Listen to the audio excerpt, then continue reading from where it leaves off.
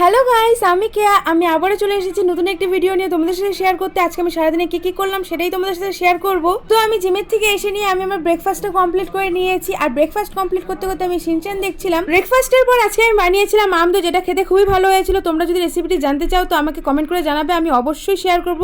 তো আজকে আমার আমদই বানাতে বানাতে এত লেট হয়ে গেছে যে আমি দুপুরের খাবার খেয়েছি 3:30টার সময়। যাই হোক, আজকে আমার দুপুরের খাবারে ছিল গরম গরম ভাত, সয়াবিন আলুর তরকারি, আলু পটল দিয়ে ডালের বড়া দিয়ে তরকারি করেছিল সেটা ছিল, আর ছিল কুমড়ো ফুলের বড়া। খাওয়া দাওয়া শেষ করে আমার একটু কাজ ছিল, সেটুকু কমপ্লিট করে নিয়ে দেখি ঘড়িতে 5:30 বেজে গিয়েছে। তারপর আর কি একটু রাস্তায় বেরোলাম, আর রাস্তায় বেরিয়ে দেখি ওয়েদারটা আজকে এত মিষ্টি ওয়েদার ছিল, আমার তো দেখে ভীষণ ভালো লাগছিল। সেই খুশিতে আমি একটা ভিডিও করছিলাম, কিন্তু আমি যখন ভিডিও করছিলাম চারিপাশে তখন অন্ধকার হয়ে পড়েছে। আচ্ছা চলো তোমাদের সাথে একজন আলাপ করে। এই যে পুচকুটাকে দেখছো, এর নাম হলো লাড্ডু। আর আমার সামনে কোনো বাচ্চা থাকবে, আমি আবার তাকে কোলে নেবো না, সেটা কি কখনো হতে পারে? তাও আবার এত গলুগুলু বাচ্চা।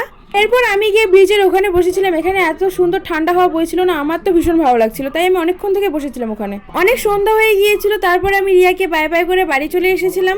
বাড়ি এসে আমি সন্ধে দিয়ে টিভিতে শিনচ্যান দেখছিলাম। এরপর রান্নাঘরে গিয়ে দেখছি মা রুটি আর পেঁয়াজ ভাজা করছিল, আর আমি একটু শশা কাটতে গিয়ে নিজের হাতটাই কেটে বসছিলাম।